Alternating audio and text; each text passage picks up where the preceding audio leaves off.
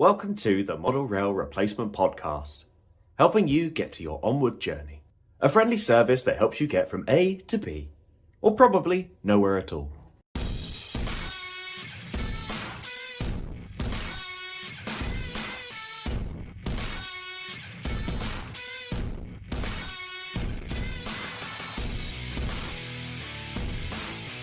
Hey up, lads. It's the Model Rail Replacement Podcast, and we're having it large. Oh, yes, this week, as requested by those northern listening. I don't know if we can use that word because we said no swearing, but when you say it in a northern accent, it's perfectly acceptable, unless Sam's going to have to bleep this out or just leave it a blank. We're here. I'm your host, James, and with me, co host and producer, Sam. Hey up, Sam. How's it going? I'll do, kid. How's it going? There we are then. There we are. Well, hopefully, those Northerners now, they appreciate that we've given them a little bit more knowledge. You We're do talking know. we're talking in a fantasy language, isn't it? It's a bit like I being did in Star as Wars. I started saying it, I was like, it's not Yorkshire, it's not Manchester. Where are we trying to be? And let's be honest, James. I was jumping back back and forth across the Pennines. I was Manchester. Yeah, I was York. I wouldn't do Geordie because I can't do Geordie. Oh no. That will come out. We'd get cancelled if I try that. Yeah, that's probably for the best. Thing is, You though, know, some people try and do a Welsh accent and it doesn't work out for them. yes, Yeah, my Geordie kind of goes that way, so yes, we'll leave it at that. you do know that even by introducing it, something will have been wrong because one thing that we can confirm is that they're never happy with us. Even we've invited one of them on next week, and I bet they won't be happy about that. Yeah, there'll be something wrong. Northerners always like to complain, eh? They like to have a grievance. Well, welcome everyone. What a great start to the show. It's what they asked for. Just to clarify, for anyone who doesn't know what we're talking about, there is currently, I believe, the NRA. I think is their designation that they gave themselves. Well, I didn't call them that. The Northern Resistance Association, I think, is something that they decided that this is the committee that they are making up, and they are by the people for the people. Yes. And then they gave us a list of terms and conditions and demands that they wanted from the podcast, of which we refused most of them, except the terms and conditions where they wanted us to introduce the episode in a northern accent. So we went as stereotypical as we could. Still managed to completely ignore the part of the north that all of them are from as well. But that's because, as you have previously explained, we would get cancelled if you did do the accent of where those lads. What's it all about? That's Canada. Oh, I mean, I can't do it either. I feel like from Broken Homes. Baker Grove, man. Man, I want to go back to the Grove. Well, there you go. You asked for it. You're feeling extremely offended right now, and it's your own fault. Anyway, how are you? Yeah, I'm all right. I'm trying to think. I do this thing where I go on a complete blank of what I've been up to. Do you want to just go to the news then, as you're too excited to remember what you did for the week? Yeah. Let's go to the news because I think there's some lovely bits that have been announced. What should we start off with then? So let's go in order of announcement. So I believe, first of all, we need to talk about something to do with the chilly snow. The what? The snowplow. When you said chilly, I was thinking of dinner. What the hell are you talking about? Yes, there is a snowplow. It's in conjunction with the National Railway Museum, and it's the North Eastern Railway Base snowplow.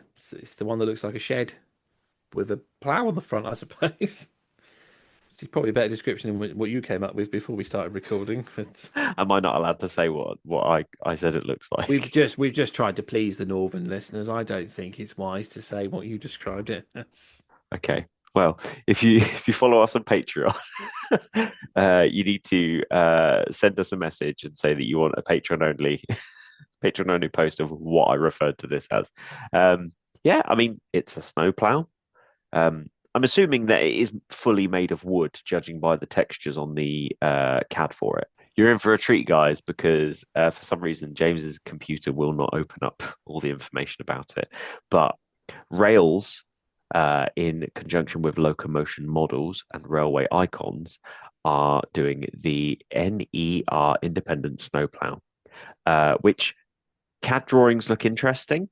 I didn't even know this existed, to be honest, so it's a new one on me. I can see pictures of the actual thing, and judging by the look of it, it is actually metal. It's not necessarily a wooden one like the CAD might suggest it was. But you can buy them for a single one is 69.95, or you can buy a twin pack for £129.95. It comes in three liveries. So it comes in the NER Snowplow, in the NER Indian Red, the LNER Blue, or the Departmental Black. So, yeah, interesting looking snowplows. Judging by just the CAD images of it, I would have thought it would be a completely different color to the ones that they're advertising it for, but interesting nonetheless. Will you be picking any up, James? It's too north for me, I'm afraid. Although the Northeastern Railway ones look kind of cool in that blue livery, don't they? But, it's a funny one though, isn't it? Snowplows, because not many people really model wintry weather. But yeah, we seem to be getting snowplows. I think the Curaçao just had a fresh batch of snowplows just come out as well, haven't they? And obviously, Footplate Models done the other type of snowplow. I can't think of the head of the code, but there were sort of the larger versions. And I guess it's one Definitely. of those things where you only need two of them, and then you've got all of them. Or if you get it in the Indian Red, that one's the one that's in a single pack. So I guess there's only one of those. So I think that's the one in the museum that's preserved. Oh, I didn't even see okay. it. That would be that one, which would really explain why locomotion models are involved. It all Ah, makes sense. there you go. Cool. So moving on to the big announcement from a Cura scale. Do you want to head up this one? Yeah, Curaçao, eh? But I was worried. I was very worried because there's been a rumor for some time about a Class 43 coming from Curaçao, and I've got a Class 43 I'm trying to sell. So I was relieved today when I found out it was a Class 08. Not everybody was though, because obviously there's been cries of duplication as usual. But that I don't really see the problem. There's lots of 08. There was lots and lots of 08s that have been built. So duplicate, yeah, duplicated model, but duplicated running numbers. There's probably less little chance of that. And also, they're going to be doing the cut down version of the 08, which is very cool. These were announced today. I think they're going to be covering the 08 class, the 09 class, and the class 10 as well. So the Class 10 will be coming in the BR Black livery. The '09 shunter was more of a southern region shunter because it had the electrical hookups on the front for connecting to the third rail stock so it could shunt them, and had a higher speed of 25 mile an hour over the '08's 15 mile an hour. So, yeah, Curious Scale have announced these models. They've got several liveries planned.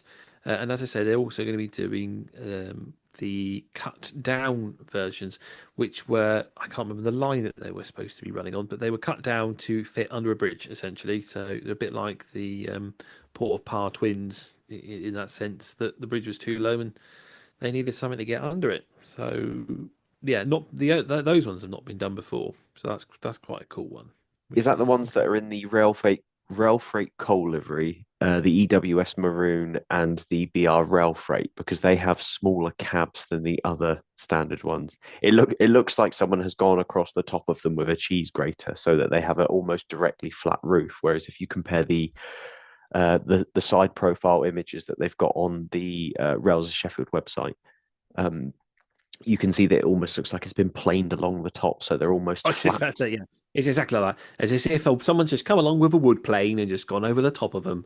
Yeah. But they've stated that actually it's a little more than that. There are quite a few detailed differences rather than just a case of just going, oh, it's just got a lower roof. And they've amended the tooling to cover all that. They are being offered, as you say, in the coal sector, um, triple grey livery, the rail freight grey livery, EWS livery, and then we've got the Class 10 in BR black. There's Class 10 in BR green. And these are starting off at 159.98. All your sound is 249.98.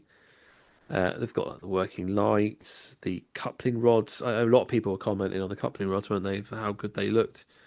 For the more modern image modeler, current modeler, we've got the O8 in Freightliner's orange, or the Freightliner, I'd say like Dynamic Lines green, sort of describe it like that. Obviously a BR blue, can't have an O8 without BR blue. And they've got one with the red running plate as well. There's a few to choose from, and I'm sure there'll be more to come. I think Richard was a bit busy because I sort of looked on Instagram and there was like 200 odd comments, and he could only read 9 of them. So I'm assuming he's been busy trying to just sort of filter out the ones that are going, well, you're making an 08. At the end of the day, I know Bachmann announced theirs last year, and it followed to market probably a few months later. So it was about June, July last year at Demu, if I recall. And then a few months later, the models came out. In fact, I think they came out this year, to be honest. So these only announced a few months behind. So they were probably at similar stages, which is sometimes the case with the railway model market. They are companies identify the gaps, and usually with the diesels, the gaps are usually the same ones they're all identifying at the same time because they're going, oh, well, that actually probably coming up to a bit time to be replaced, sort of thing. Which is probably why you keep ending up with certain companies bringing out similar models around at the same time. Um, I mean, I don't think that the 08's the end of the world for being duplicated and getting upset about that, is it? I mean, I, everyone likes to have an 08, and there's like hundreds of them were built. I think I said after because obviously around about this time last year we had the heated discussion about the duplication specifically around the Class 60. And I sort of went off on a weird tirade about it, about Curascale, Cavalex, Hornby, and why did we need 3 of them? And I then said after the Hornby Awards how I couldn't have been more wrong based on the fact that the 2 locos that won, or the top 2 locos were Class 60s in there. And I'm sort of trying to have a different outlook on it. And I think you hit the nail on the head. I think one of the big arguments about the Class 66s, because Class 66s, they seem to be done by pretty much every manufacturer and some guys. And if you think how many of those are on the network, the O8, there's even more of them because the O8 was 996, I think, made. The only thing that came close to those were the pannier tanks. And Yep. I think it makes sense that there's a lot of these out there. There's still numerous on the network as it is. Pricing wise, I can't remember how much the Bachmann one was, but this one is definitely similar to the Akira Scale pannier tank pricing, isn't it? We've always said vote with your wallet is definitely a thing, and I know I always end up coming back to Warhammer at some point. But obviously with Warhammer, one of the biggest things is that you could only pick if you wanted to play the game with the official models and stuff like that. You could only go to the person who makes it. Whereas with model railways, you've got that thing of you vote with your wallet in the sense that if you don't want to buy it, don't buy it. That's Right? it. It is. The features that they do have is they're using a coreless motor with these models. They'll be adding stay alive technology. Sound and lighting will be top notch. Directional lighting, and it's got a die-cast metal chassis. I'm trying to read that as a very slow reader on the fly, so apologies. But one thing that is quite interesting is on the Rails website, the announcement for it, they have got a picture, sort of, I'd say 3/4 of the way down the page, of the back of an O8 and the cut down version of it, and it is actually quite interesting to see. So if you get a chance, you can go have a look down. And one of them looks like the coal sector or the rail freight grey, and the other one is the cut down EWS one. And it is actually really interesting seeing them side by side, how different they actually look. So yeah, that's certainly something to get your teeth into for sure. Yeah, I mean, yeah, they're quite cool. I did just find a bit of what line they were cut down for, but I've lost it in. I did find the information on what's on the model. But you've covered that now, so there we go. But I know it was to replace the aging O3s on the line they worked on. Oh, the Buryport and Gwendereth Rao of that car. There we go. Gwen Gwendareth.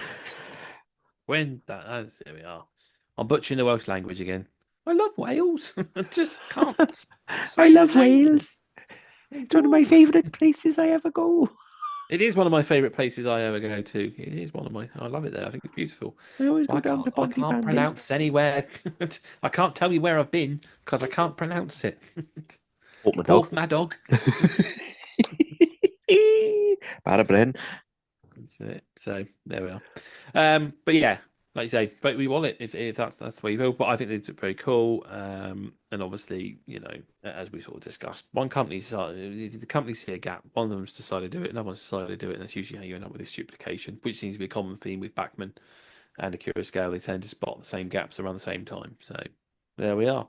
There we Hellion go. and Hellion and Cavalex, Hellions have bought out 47. Cavalex have decided to do another 47. Bachmann have their 47 again.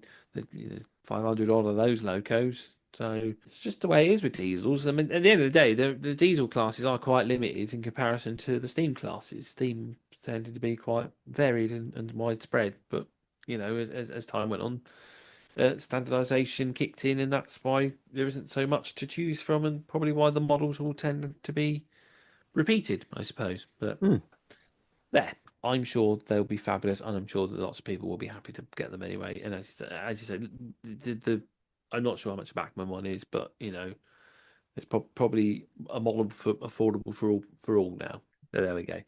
Yeah, so that's that news. I think that was it, wasn't it, Sam? We'll just go to the break then. No, no, we're not doing this. I don't often get to do this, okay? I No, know I no, picked I've not let go of of coming second place to Foxy Scale. well. Be prepared because if you are a TT modeler, oh Oh, there boy, we go. oh boy, is this a doozy of an announcement? I genuinely wasn't expecting this one. I don't know if you saw it coming. I genuinely didn't. No, I didn't. I think the natural expectation is for more locos. Yeah, I wasn't expecting rolling stock. Yeah, so Hellion and TMC, and I'm pretty sure Peachy TT120. I think he's got a big stake in this. Announced that they will be doing Mark IIA coaching stock. If you're not familiar with Mark IIA coaching stock, the easiest way I can word it is the early version of it's almost like a hybrid between the Mark One rolling stock and the Mark III rolling stock. Do you think that's fair to say, James? It's Yeah, definitely yeah. So yeah, Mark II-A and I think the B, they were the first of obviously the Mark IIs, and you've got the later variants with C and D, E, F. The D, E, F, off the top of my head, are the air-conditioned units where the windows don't open, etc. These are the earlier ones which don't necessarily have the air-conditioning units on them, or probably not the earlier coaches. They were sort of bought in around the 1960s at the end of sort of BR steam, and they have sort of been around for quite some time. I do believe some are still kicking about, Mhm. as we announced it, obviously, with the certain liveries that are here. I mostly know them from the fact that they were commonly used on the Network Southeast trains to Oxford and out towards the West Country behind the 50s and the 47s. So they are most useful for Network Southeast modelers. But they've also been used on other regions as well. But that's how I know of their existence, and a little bit behind their history, I suppose. But yeah, this is very exciting, particularly as there are locos that have been announced or are upcoming that can pull these coaches as well. So it's coming to a point now, I think, with TT, particularly the diesel modeler, where there is enough to model something. I'd say. Yeah. I think to clarify, Hornby already do Mark II. I think they're E's and F's that they do, or they're D's and E's in coaching stock, and they are available in BR Blue and Intercity Swallow or Intercity Executive, whichever one you want to call it. The same one that matches the sort of the HSE styling. What is big about this one is they are doing two liveries that currently don't exist in, well, actually, no, technically they will soon. So in terms of liveries that are coming out in these coaches, you're going to have BR Blue. There's going to be BR Blue and Grey and BR Blue Grey Intercity branding, which doesn't sound like a lot. And to be honest, it's still blue grey. The only difference is it's got a little Intercity white sticker on the side of the body. They are also bringing out something that is perfect for the modern modeler. And as James said, they are running around in these liveries to this day. In Mark IIs to this day. And that is the West Coast Railways livery. So it's that beautiful maroon sort of colour with West Coast Railways written on it. It's often used in rail tours. So if you want to model sort of that anything goes heritage with a little bit of diesel, a little bit of steam, this is the perfect rake for you. But yeah, you've got the blue grey, you've got the blue grey Intercity, but the two big ones, and obviously you can see why I'm so excited about this. And if you watched my video on Saturday morning, then you'll understand my excitement. This is the first rolling stock that we're going to have that's Network Southeast. You've suddenly opened up a massive area of the south. I don't know how far north Network Southeast actually went, because it definitely went a little bit more north than I think people realise. Right, it went to Birmingham New Street Yep. and Northampton. Yep. And in later years, carriages were seen around Manchester and as far as, if I recall, the photos were Glasgow or Edinburgh. I think Glasgow. I think there was a rail tour or something, but they did get as far as Scotland. So yeah, they sort of wandered about. I think there was particularly a rake that ran on the North Wales coast behind one of the regional railways 37s. There'd be like three regional railway coaches and then one of these Network Southeast in the rake in there as well. So yeah, they in the later years they got everywhere, but yeah. In their main years of Network Southeast life, they ran as well, yeah, out as I say, out towards the West Country, as far out as Penzance, as far as north as about Birmingham New Street, and there was a rake of coaches that ran to Northampton, and I suppose out towards East Anglia, you had rakes of coaches that went out to Kings Lynn as well. So this opens up a massive, should we say, a big circle swallowing around London outwards. It's not going to please the northern model, is what we're talking about here. That's all I can say. But they are No. catered for with regional railways. Yes, and that's the other big one. We haven't seen any regional railways come out yet in TT. These coach packs are effectively the first, and I think that the big thing or the big takeaway from this is that this is going to push a bit more on the locomotives that are going to be coming out. I think the two big locos that we currently have or will have within the next month or so that would pull these is the 50. 50 used to do the Waterloo to Exeter routes, and there's sort of everything in between. Used to do Portsmouth to Plymouth with a rake of these coaches. Like, you had all of those, but also the Class 37. They are the two locos that we currently have, which are going to be available to pull these rakes of coaches. I mean, I think that also screams that we're going to start seeing a few more liveries that will match or go along with these coaches. Especially with the 37, because there's obviously the 37 with the regional railways livery, which would go beautifully with those regional railways coaches. Indeed. But for the time being, you just use the EWS one as a higher in. Yeah, absolutely. And I think this is a great shout, because the Mark II E and Fs are great. I'm incredibly biased because Network Southeast screams my era, and not only my era, but the region that I'm modeling in as well. So for me, I'm a very, very happy TT modeler at this point. And obviously one of the big locos that pulled these rakes from the area that I'm modeling are 50s. So I've already got my loco. So it's a case of a few repaints or a few renumbering jobs, because the large logo locos were also the locos that used to pull these a lot. So I'm kind of quids in. If you model AX, you can have AX right up to the end of her life, because she never came out of large logo. I'm very happy with that.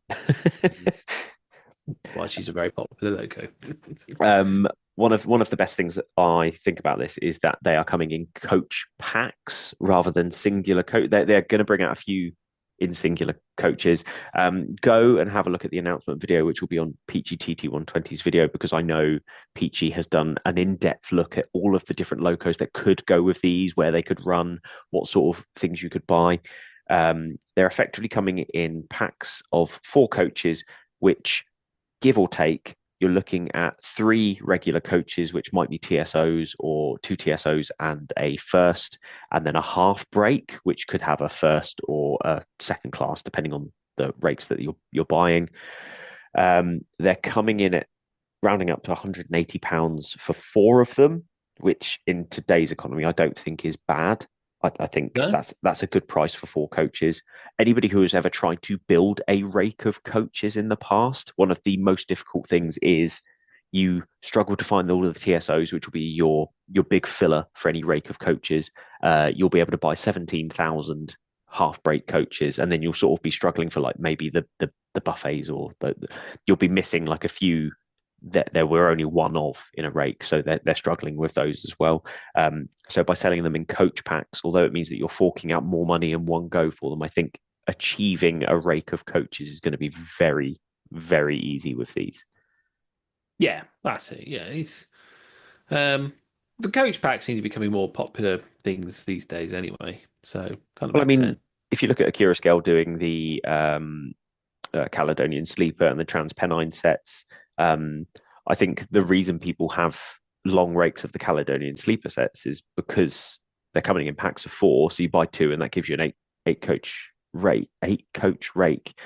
And you could, I think, is it 16 that they run? I think they did run with 16, yeah.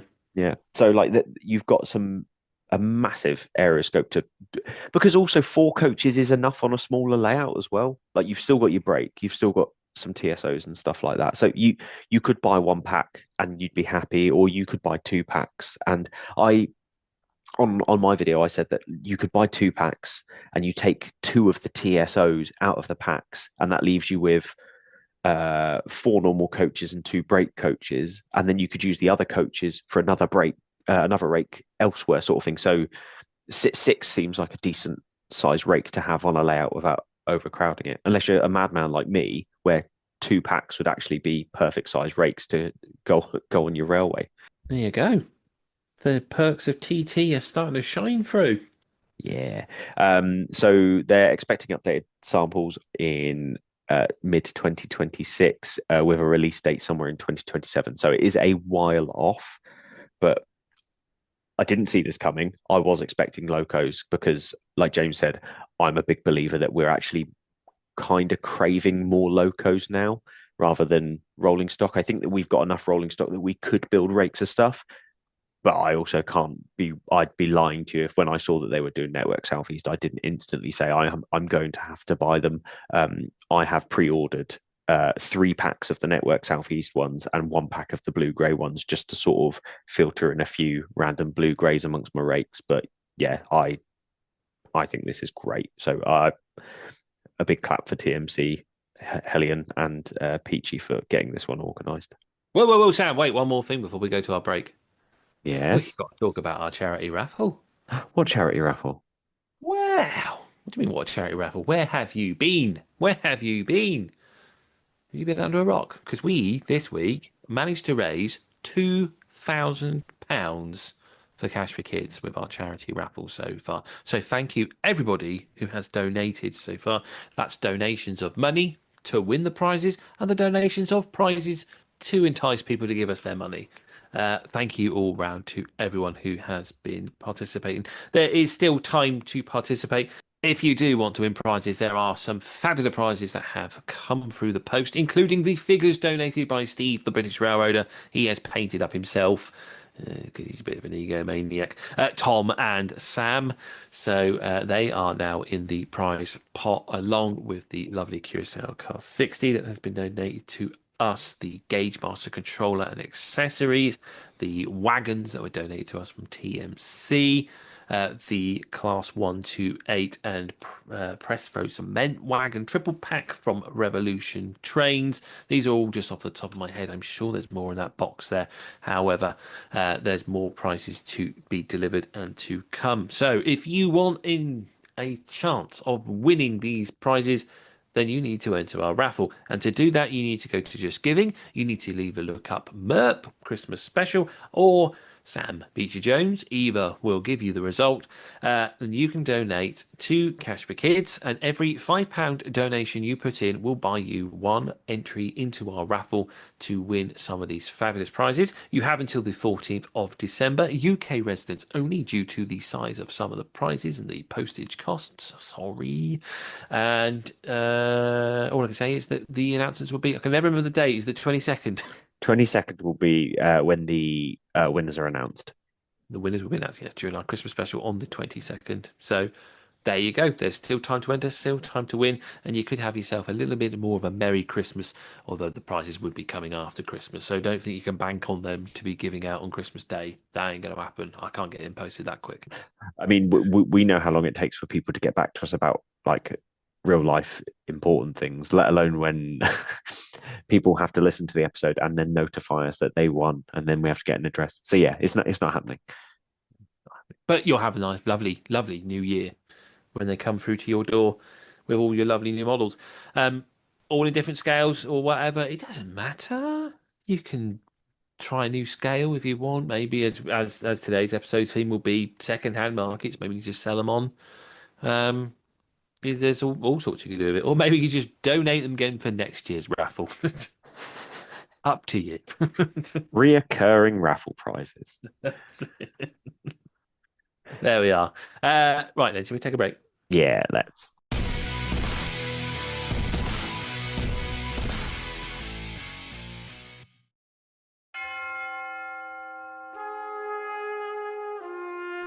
It was a dark, rainy day in Porthbury, and Lord Chester stood in his porch with sorrow in his heart. I can't believe he's gone, Wilson. Yes, sir. It is all very sad. I have the car waiting.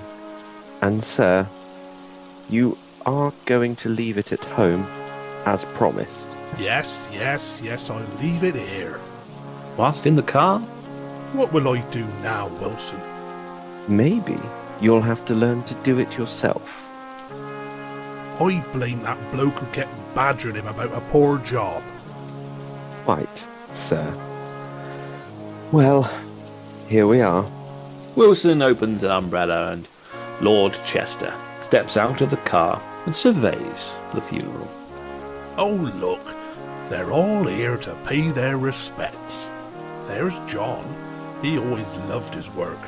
And there's my cousin, Lord Chester the First. Chester, it's so good to see you. Such a terrible, terrible day. It is. Oh, look, here comes the hearse. There he is. I can't quite believe he's gone. I know, but at least we'll have something to remember him by. Sir, you promised not to bring that. Don't get it out here. Not at a funeral. No, I'm getting it out. It's what he would have wanted. Blimey, he's got his dirty shunter out. I say, chaps, watch it. You're losing the coffin. The coffin is dropped with a mighty crash. Sam's body falls out of the coffin. Oh, blimey! Quick, lads, help me get him back in. Look at that. So fresh. So clean. Like he's straight out of the box. And now, he's all dirty. Oh, even in death he's still at it. A god amongst men. Emperor's Path is now closed for business. What should I do now, Wilson? You could always treat yourself to a little layout.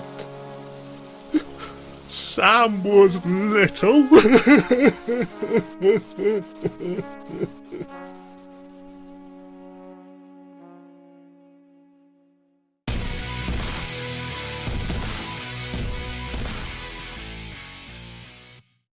So this week, well, actually, I think we've covered this over previous episodes of the podcast. Our schedule has completely gone out the window, and we had no idea what we were recording today. So we just decided to pick a random subject. We thought we'd talk about the second-hand market for model buying, selling, and our experiences of it.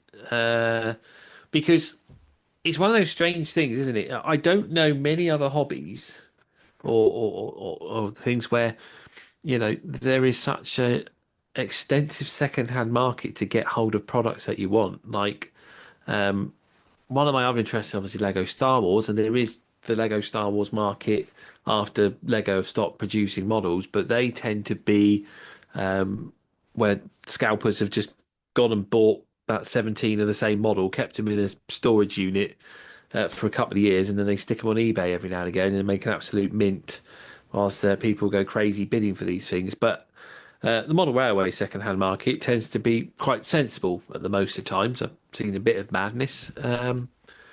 So what's your experience of the second-hand market, Sam? It's, as a buyer, I suppose maybe we'll start off with. I guess pretty good, to be honest. I'm trying to recall if I have bought anything brand new. And for the life of me, I can't think of anything brand new apart from my TT stuff. Which I guess is another subject we'll talk about in a minute, as sort of as a maybe a trail off section. But I think the secondhand market is great if you are patient. I think the secondhand market is bad if you have this "I need to buy it now" mentality to it, and it's about maybe saving searches on uh, well-known auction sites to try and find, or keeping tabs on some of the big online sellers who sell vast amounts of gear because they often have sales. Some of which is pre-owned, some of it is brand new. But I can't say it's been a bad experience because I like to say I've got patience. And I think I've said this before. I can be quite stingy when it comes to what I spend my money on. And I have a figure in my head where if a loco rolling stock drops below a certain price, I will auto buy it, but I won't pay X amount on it because I've seen it somewhere. So a perfect example is back in the day when I first got back into the hobby, you could pick up Southern Green or BR Green Class 411 EMUs, and you could pick them up for about £100 brand secondhand. If you were patient, there'd be someone who would put them up, would see that somebody's trying to sell them for 150 and they're not going, so they'd put them on for 100. You could either make a counter offer and try and chip off a little bit more, or you could buy them for 100, which in the grand scheme of things, you're still paying £25 a coach for that sort of thing. So patience is the best thing I can give you. But then sometimes you get it where the prices do creep up considerably. And I think the price of new things makes the person selling believe that they've got one of the new things rather than the old things. So they put the price up even more. I think Class 108s is a perfect example. Like old versions of 108s still sell for high amounts of money because I believe the people selling them are selling them for what they believe they are, thinking that they're brand new. Yeah, there does seem to be a habit of that, doesn't it? It's usually people that don't really have much of a clue about model railways. I mean, there's a number of Flying Scotsmans that were made in the 1970s that you see come up online, and people are asking for about, £150 because that's what they saw the price of the other Flying Scotsmans. And it's a bit like, no, you're Yeah. not going to get that for that. But some people do chance their arm and try and get away with that. I had an experience with a seller on a well-known auction site who had deliberately used very small photos and had carefully worded their advert. It was Hornby Britannia, loco driven. That's how it was worded. It was a few years ago, and I was after a loco driven Britannia, and I saw it. Um, and these are the days when you do snipe bidding because everyone would wait to the last second, and you just put snipe bid in and try and win it kind of thing.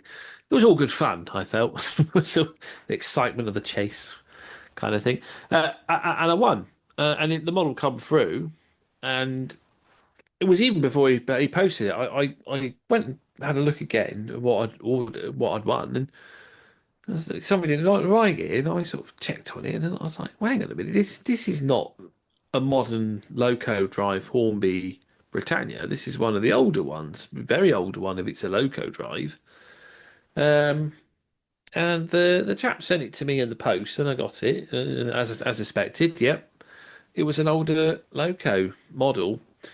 And when I called him out on it, he was trying to accuse me of I was in the wrong because I was the one being greedy, trying to get a brand new Loco Drive model for a really low price, and so therefore he was feeling justified to mislead me with such a model.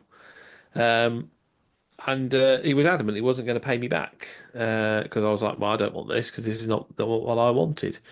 So sometimes, there are people that genuinely don't realise that what they're trying to sell is just a load of old tap, and there are other people that are well aware of what they're selling, um, and will still try and chance it anyway, which is always sort of one of the things that I can put people off buying from the second-hand market sometimes, particularly those sort of things. But the advantage of said well-known auction site is that it does look after buyers in these situations. You'll generally find as a buyer that things will go in your favour, and if a seller hasn't done right, they will side with you, and you will get a refund, kind of thing, which is always good to know.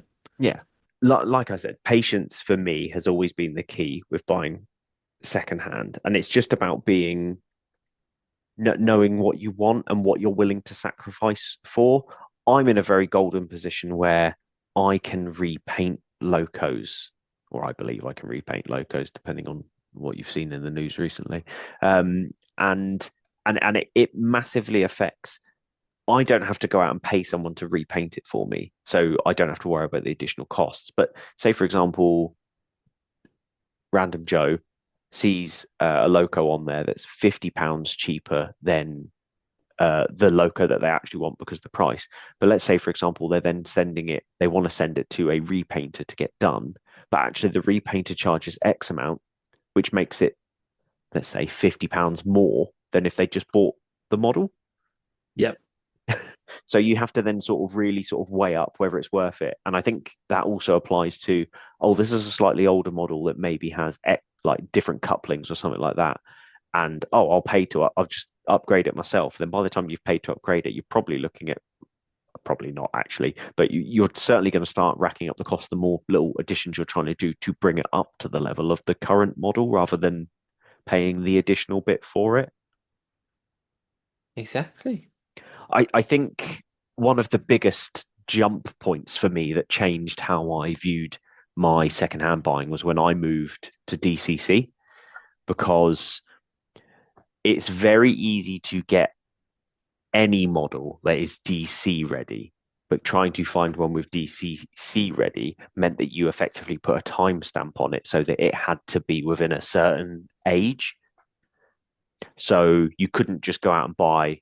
I mean, most of the models that I bought. Well, actually, no. Let's talk about if you are a DC modeler and you are happy buying old Lima models, because let's face it, most of the Lima models that I used to have still ran brilliantly when I had DC. But then the second that you move over to DCC, I had problems hardwiring a DCC chip or a cradle for the DCC decoder to go into, and it made them run poorly. So by moving over to DCC, I set myself I can't get anything that doesn't have a DCC socket because it doesn't run as well. So then suddenly I'm paying more, but the quality of the locos and the running and how good they are at running suddenly increases tenfold.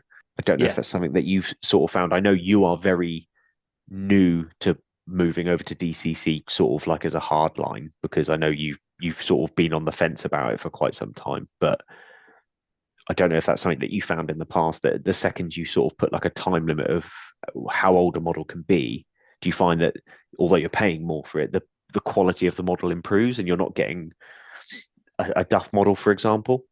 Yeah, I'm a bit of a model snob in that if there is the latest version of it, I would like to have the latest detailed version of it. So I do tend to always go for the later model. I don't think I actually own anything that would fall under the oldest is probably one of my 9Fs because it's Evening Star, which is a little bit more tricky to get hold of at a good price.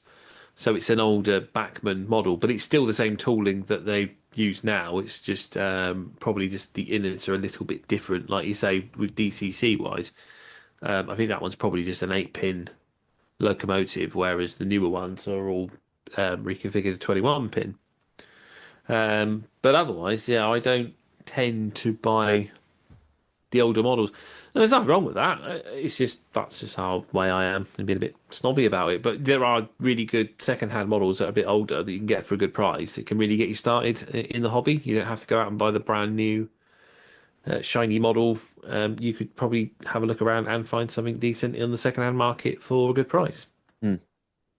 And I think there's so many cool little things that you could buy that are much older, but they still will work. And I think there's a lot of people out there who would back me up on this. Lima products still run well. They still, and I think from personal experience, Lima ring-filled motors always ran better than Hornby ring-filled motors on certain. I mean, I'm saying this as someone who was a big diesel collector, so ring-filled motors were very easy to sort of look at in comparison to maybe the motor with the cog on top of it, like you'd get with a lot of the steam locos that you could get. And I know there were ring-filled motor-driven tender locos, but as a rough idea, I always saw the ring-filled motor as predominantly something that you'd get in a lot of diesel locos. Yeah, it was for sort of around the 90s. That was kind of it. And I think Lima are a bit hit and miss with the Ringfield, if I recall. So you might get a really good one, or you might get a really dud one. But I'm assuming over the years, the dud ones have sort of made their way to the scrapyard, so to speak. Whilst the good runners have sort of survived into the second-hand market because they do have a resale value because they do run. But even if you buy one that's not a great runner, you can buy conversion kits that use like I think a CD-ROM drive motor, Yeah, and you just adapt it with that, and then you can modify your loco and give it a new lease of life that way, which is another great thing about the second-hand market because it allows you to do things like that. It allows you to buy these models, adapt them, improve them. And if you want to have a go at weathering, but you don't want to ruin your £200 loco, you can buy something a bit cheaper, have a practice with that. Or if you want to have a practice with, or just even getting models for cheaper by buying a lean model and then using one of the little cottage industry sellers and buying all the detail parts that you add to it and sort of modernize the loco that way. yeah, So yeah, there's lots of nice advantages to it, and one of the things I've noticed, there's a lot more second-hand sellers these days, and I think the sad fact of that is that there is a lot of modelers that are passing on, and there are a lot of collections sort of finding their way into the second-hand market. And I do wonder at what point it would become a little bit oversaturated with models that, for us younger generation, so to speak, it could be the great model era, the great golden second-hand model era where everything will just be a crazy price because there'll be so much of it on the market, kind of thing. I'm not trying to kill off all the boomers, just saying. That's kind of the way it looks. I've been to a couple of shows where like the second-hand traders turn up and they've just got piles and piles of stock. So there's sort of that advantage, and as I say, there's lots and lots of shops. I remember sort of a few years ago, I could probably just pick off the top of my head about three shops maybe I sort of used online. There was the junctionbox.net, which was pretty good online little second-hand shop. KJB Models, I mean, they're still around. The Junction Box is still around. It just doesn't. The website isn't a case of picking a loco and paying for it there. It's kind of I think you have to phone them up these days, but he's usually at shows to sell this stuff as well. So yeah, use them, and I think Ron Lines was another one as well. yeah. And S and J Models is another one I use. Their website is the same as it was when I started using it about 15 years ago. It's never changed, but it's a great little site. You can find some real gems on there if you're prepared to look around on that website. The only thing I found with them, I don't think they always test the models because I have bought a dud from them, and me being me, bought it, unpacked it from the box, went, oh yeah, it's arrived, put it down, and then tested it about 2 months later, only to find that it had got a cracked gear. So, but probably a bit late to send that one back. So it cost me a little bit more to fix it up, but it runs. I've found replacement parts and it runs beautifully now. Yeah. So yeah, but there's so many more shops these days. You've got Ellis Clark run their second-hand one, Footplate have got one, TMC have got one, Rails have got one. Our friend Steve, he showed us Flare Rail was another one they were doing. It says do second-hand models as well. That was one I wasn't aware of. Another one that popped up I hadn't found before was Ren Connoisseur. I think he sort of like buys old shop stock, but then sells it off at good prices. Yeah, there just seems to be more and more of these shops popping up. I don't know if there's anything in there not there that you use. Ron Lines is definitely one of them. I find, especially at the local model shows, you get Ron Lines and Southsea Models, I think they're called. They're not. It's not actually Southsea Models to shop, but I think they do. I can't remember the exact name, but they're very good for secondhand stock. I find shows are really good for secondhand coaches. You seem to find this golden era of Bachmann where you can pick up a Mark One coach for between £20 and £30, and they're new enough that they've got NEM pockets. They don't have lighting or anything like that, but they are still great runners. They still do what you need them to do. And I find that at model shows, they are the best chance for you to get those. I effectively built up a collection of full break Mark One coaches, which I was eventually going to convert into a parcels newspaper train before moving gauge. And I'd slowly built those up by purchasing a couple from you, purchasing some at shows and purchasing some on eBay. And I was doing that thing of, like I was saying, I wait for the right price, and I was effectively waiting until they were £20-25 before I bought them, because I knew I was going to be stripping them anyway, and there was no point me paying over the odds for the Royal Mail livery, which was somewhere in the region of about £55. Crazy. And when I know that maybe that's not the livery that I need or want. I mean, let's be honest, I do. That is the livery that I want, but I'm not going to pay that much when like I said, I can repaint it myself for a couple of quid in terms of the actual cost of the items. It's the time that sort of throws off the cost of it. So yeah, I think secondhand market, especially for rolling stock, I've not really purchased many locos at shows. And I'd say it's only really EMUs and DMUs that I've ever really picked up secondhand for, unless it's been from a friend who just so happens to be selling it. And I'm like, I'd be interested in that, and sort of going from there. I can't think of any. Ron Lines, actually, I picked up a 14XX for 25 quid, the Hornby one, at a show, and I needed it for spares and repairs from my old one. And effectively, I was able to exchange the wheels for take off the traction tires. So effectively, I had a 14XX with no traction tires, and I fixed a little bits and parts. I mean, it was fully working loco. It was just the fact that I already had one at home that I wanted to keep and just sort of add some parts onto it. So yeah, for me, model shows is the best place to pick up secondhand bargains. Yeah, I agree. You could find some really good stuff there. Particularly like you say, rolling stock, because rolling stock doesn't always get advertised on these websites, or it's a lot harder to filter through and find. And if you go to a show, there's usually a big pile of boxes of wagons to sift through. So that's sort of a buying experience. What about your selling experience? Take it you've sold stuff online.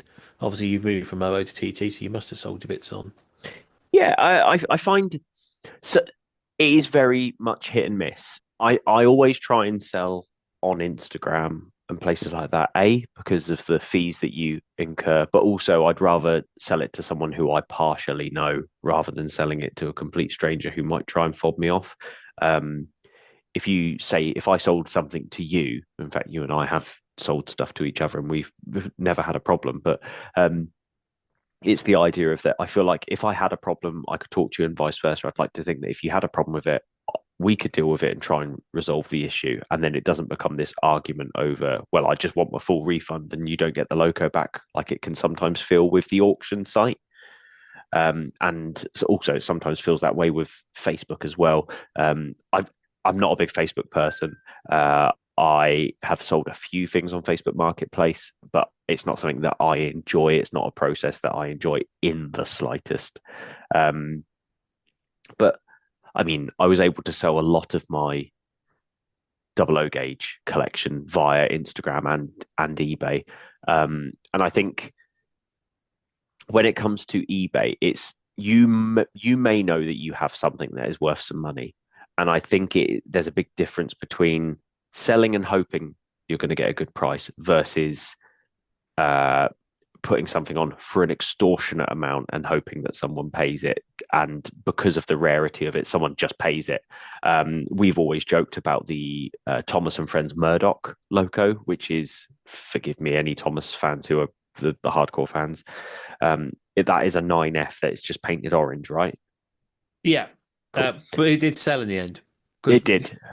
Jesus. It did. In fact, the person that bought it was on YouTube, and I only know it sold because Lenny told me about it, and he said, "Oh, such and such on YouTube actually bought that model," and I was like, "Well, there you go."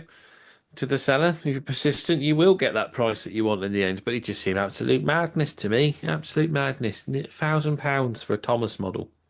Yeah, it's bonkers. Right. And I assume a lot of that is because it's in the Thomas box as well. Like if you repainted a 9F orange and bought a 3D printed face and put it on there, I imagine you probably wouldn't get anything near that still. No, I can't imagine you getting any of that. No. Yeah, it's just because it's in the Hornby box and it's by them. Yeah. Even though, yeah, like you say, you could probably get a better 9F and get someone to respray it for you, and like you say, 3D print face, and you probably still have a chunk of change in your pocket compared to that. But it's not really the collector's item they're after, I suppose. No. I mean, I always think about, I spent a very long time hunting for the Caledonian Sleeper stuff. And I wasn't whilst I wanted it and I knew it was rare, I wasn't willing to pay the amount that people were asking for it, especially when you know how much they are brand new and people are selling them for, I'd say, 2.5 times what they paid for it. You kind of feel like you're being cheated a little bit out of it. And especially seeing as you're probably buying 2 boxes of coaches, you feel even worse then. So full disclosure, I eventually sold mine because they were taking up a lot of space and I definitely wasn't able to run them. There was no point me keeping them. And I made the decision of, rather than putting them on for a price, just because I know everyone else is selling them for that price, I decided to put them on for the auction price instead. And that meant that it is then down to the buyers to argue it out on how much they are willing to pay versus me putting it on for, let's be honest, the £400 that when I last checked, people were asking for a pack of 4 coaches, which when they came out were £189.99.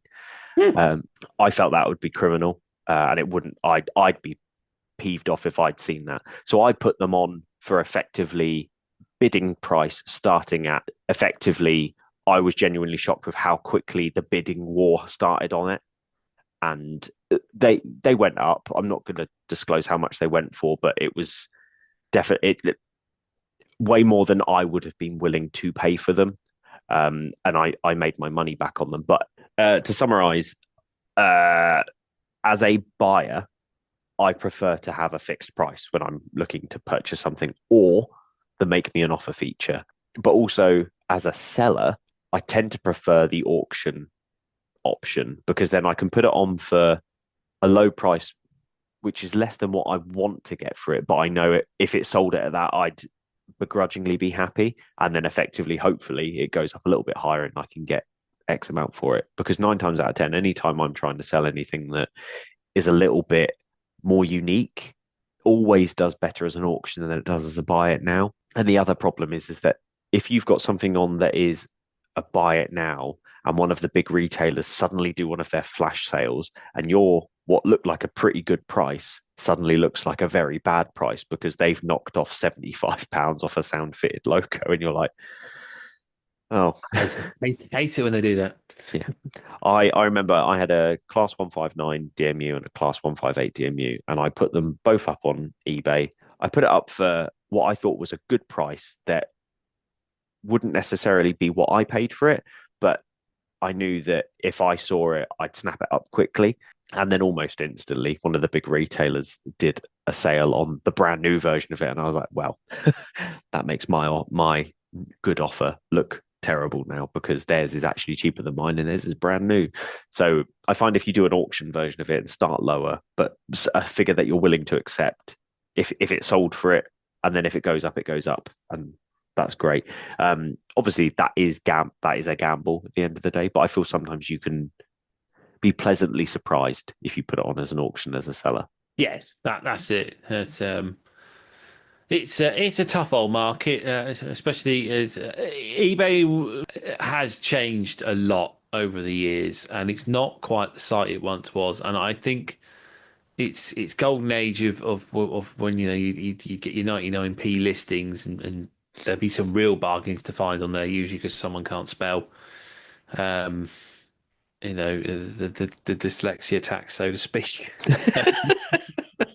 You used to find all sorts on there. It used to be great, and like I say, there'd be the old sniping wars and stuff like that, and people would win things and get great bargains, and then things changed, and you could put, as you say, you could put things on at a higher price at something you were more willing to accept, because occasionally you did try and sell something and it just bombed, absolutely bombed, and you were massively out of pocket, and something you'd bought and gone sold. But like you say, in other cases, there was other things that you put on there, and they just absolutely rocket. Well, you wouldn't expect. So you sort of break even kind of thing. But nowadays, particularly with the format changed, in which the buyers have to pay an extra fee to protect them from a bad service, which makes no sense to me, because why the hell have you got a feedback service and a star rating system if that means nothing, if you're just going to charge the insurance anyway? Has pretty much killed that platform, I think, for selling. And I find I might be able to sell the odd thing on there, but you struggle a lot, I think. So I again, I'm not a fan of it. It has a lot of flaws, but I will use Facebook Marketplace to sell stuff these days. But the thing I find really difficult with that is if someone sends you a message and asks if an item is available, if you don't reply to them within about 10 seconds, that is it. They are ghosted. They are gone. They very rarely respond if you come back to them a few hours later. And I don't know why that is. There's just so many ghosts on there, or such strange behaviour. I had a chap the other day who messaged me asking if an item was available, and I said it was, and he said he was interested, and then he left it a bit, and then he come back to me and said, "Well, how can I pay?" And I told him how to do that, and then it was left again. He said, "Oh, sorry, is this item still available?" "Yeah, it is." "Oh, yeah, I want to pay," so I gave him the details of how to pay me. And then a couple of hours later, "Oh, is it still available?" And I was just like, "Well, what are you playing at? I've told you that several times. You have the payment details. Just pay for it." And then they just disappeared. Um, or the ones that message you and ask you how much an item is because they couldn't be bothered to read the description, and then you never hear from them again because you told them the price that was on the listing in the first place. Uh, it's a frustrating platform. You get there in the end, but um, how anyone finds any products on there, that really does feel like a luck of the draw kind of selling place, because trying to troll through it and find items and something of interest you might like, it seems absolute nightmare to try and get through. And I've tried finding stuff and just with no success really. Maybe they aren't there, but it just it feels limited. But at the same time, it feels like the better place to sell at the moment. Obviously, you can sell your models to the shops if you want to, but you'll never get as much money as you will if you do it, off your own back. And I know this year there was a lot of worry from people with selling items, because they felt that obviously you sell so much on eBay, they will ask for, on various sites, you will be asked for your national insurance number. And this is so they can check on self-employed. So the reason they're asking for that is so they can check the national insurance numbers of the self-employed to make sure the self-employed are declaring their taxes properly. And if you are selling items on there as a household goods, unwanted household goods, as what these models would be, they're just collections in your garage that you no longer, or your loft or wherever that you no longer want. You've already paid the tax on them in regards to the VAT or whatever, and you're not making profit on them, you're selling them on, there is no tax, and so therefore you don't need to worry about that threshold that's been put out there. That is purely for keeping an eye on those with side hustles, so to speak. But yeah, so I don't know if that's made eBay more difficult and less user friendly and sort of more of a ghost town. Maybe it's a combination of that and the moves they've done with buyer protection fees, etc., that have sort of put it in this place. So, yeah, I don't know. I find being a seller is not as easy as it once was. No, it's a very strange place to be. But then again, we are probably living in a time where money isn't as flexible as it once was either. But it's kind of odd because I mean, you do get people on there as well that still expect 2008 prices for models that you've paid 2025 prices for. And they're like, oh, how much is this? This, oh, can I not have a bit off? And you're like, and I list things that I think is a reasonable price. I don't try and scalp. I just want to sell the model on at what I think is a fair and reasonable price. I've had it, I've used it for a bit, but it's still in a good condition, etc. So therefore, I want this price for it. And people, as I say, still think I should, oh, it should be at this price, £55 because it's a tank engine. Or whatever, and you're like, no, that model cost me 250 quid. You know what I mean? You want me to knock £200 off, kind of thing. So yeah, like you say, at the end of the day, people can chance their arm and ask the question, but I do feel a bit frustrating sometimes when you feel like you've already put a fair price up there and people are still trying to haggle you down. But Yeah, I agree. But very quickly before we sort of wrap this up, I know as a secondhand buyer for 009, I feel like those items hold their value very well. You can almost buy 009 stock for the same price that people will have bought it new, or at least that's my experience. And once again, if you're patient, you can find the bargains on them. But I feel that they retain their value very well if that's something that you're interested in. Is that something you'd agree with? 009, yeah, it's a curious market.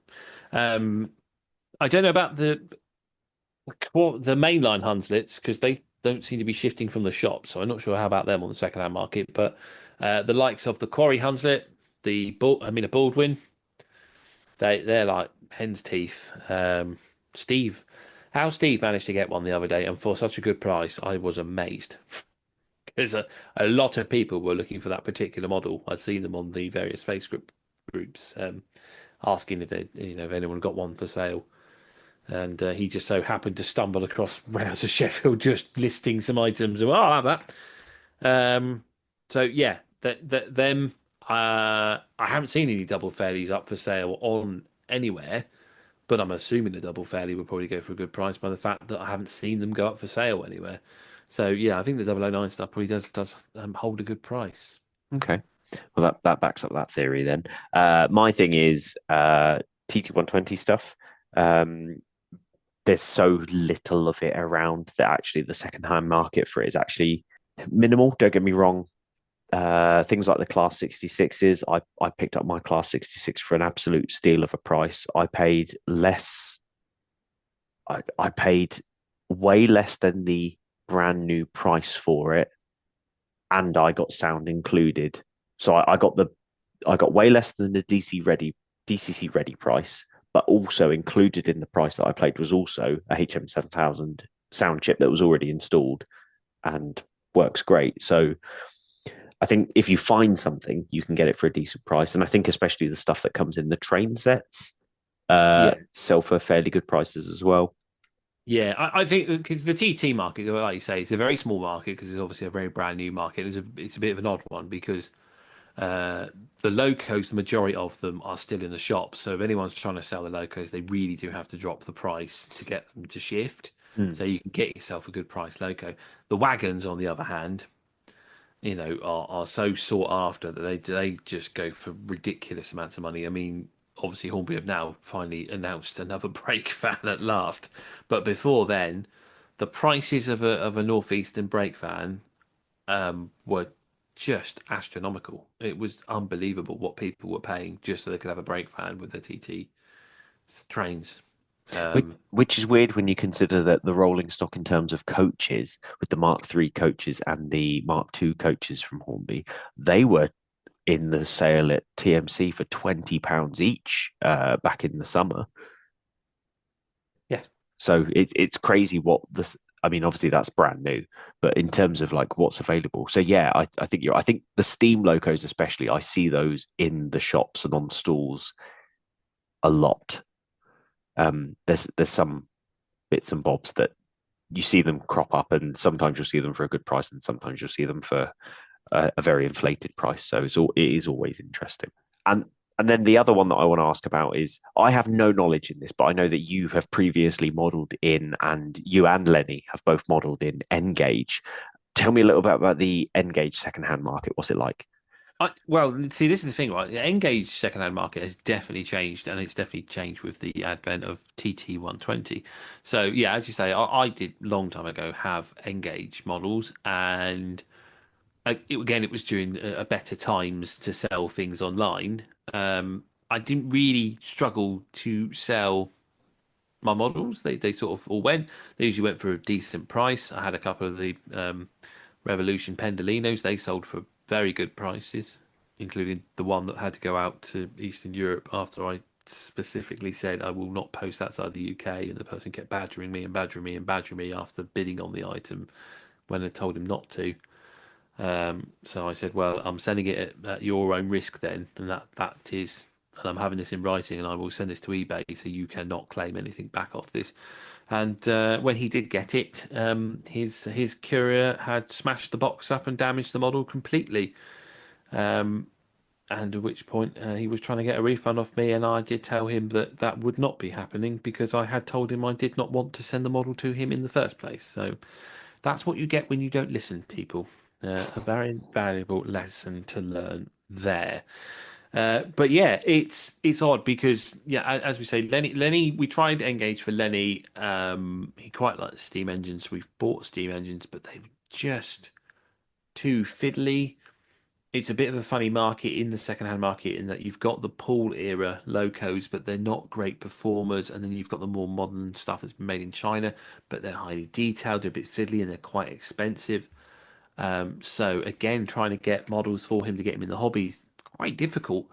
And then when we sort of concluded that this, Engage wasn't going to work, we're going to try TT. Trying to sell those models on, particularly the steam engines, absolute nightmare. Like no takers for anything really, not unless you really, really drop the price. And we had to really drop the price on some of the items, and we've still got stuff that we are still struggling to shift. It just doesn't seem to be any takers in the Engage market, and I don't know. I don't know why that is, and I don't know if it's because it's Steam stuff. I don't know if we sold modern image stuff on, then maybe we'd have better luck. As Engage does seem to be more popular with the modern image modelers than the Steam modelers, but yeah, absolute nightmare trying to sell it on. Very very bizarre. I don't know. Maybe it's a sign of times are changing for Engage. Well, there we go. Thank you. I don't know. There we are. Right, should we have a break? Yeah, let's.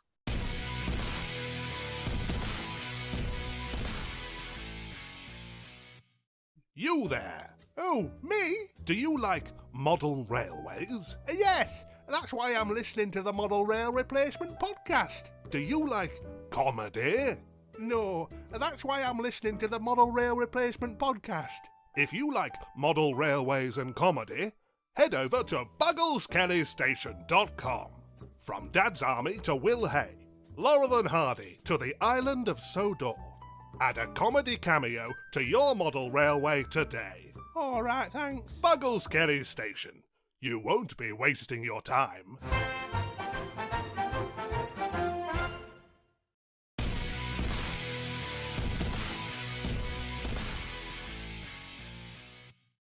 Well, we're back then. Should we get the exhibition diary out? Yeah, what fun, joyous things have you got in there for you this week, mate? Well, actually, I did hear watching a video earlier. I want to say his name right. It's CYMU Rails.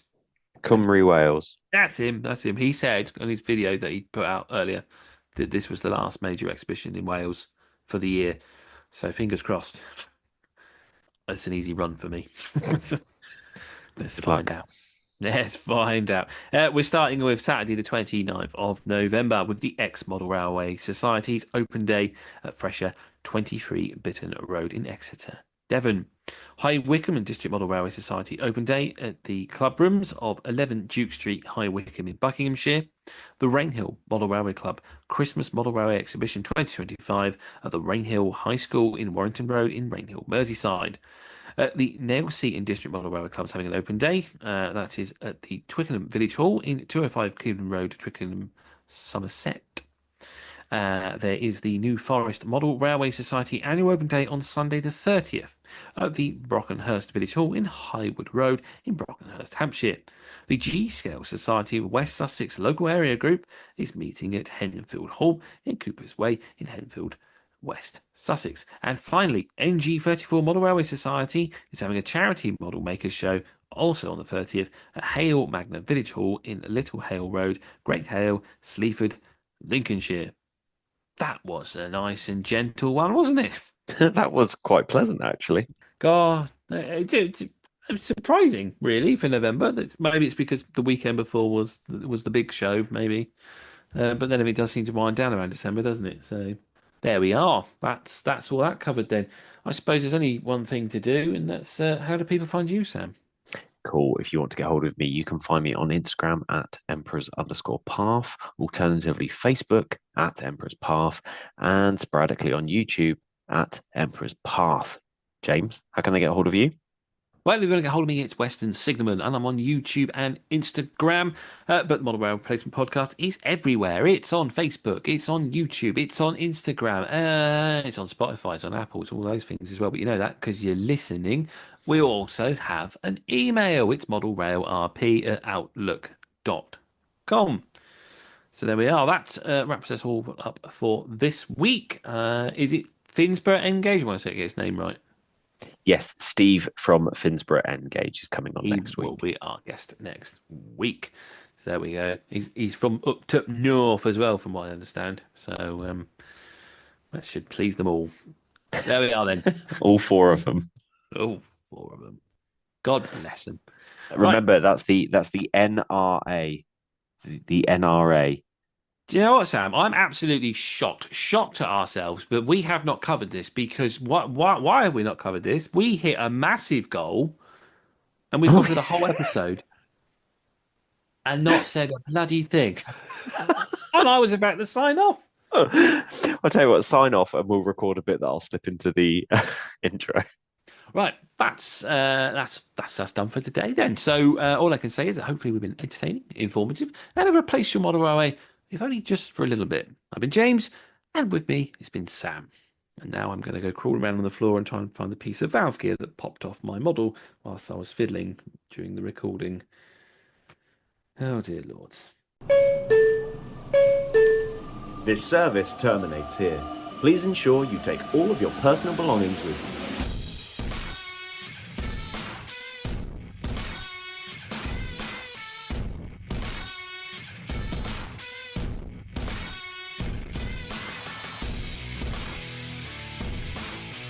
Hello, listeners. We've got some very exciting news. Do you want to be part of the podcast? Do you want to join the team? Well, an exciting opportunity has come up to allow you to be part of the Model Rail Replacement Podcast. And here's Sam with the details. This episode is brought to you by Patreon. A huge thank you to our Patreons for their support. If you'd like to help support the show, you can head over to Patreon and search Model Rail Replacement Podcast, where you can show your support and be part of the team. Hurry, there's unlimited places.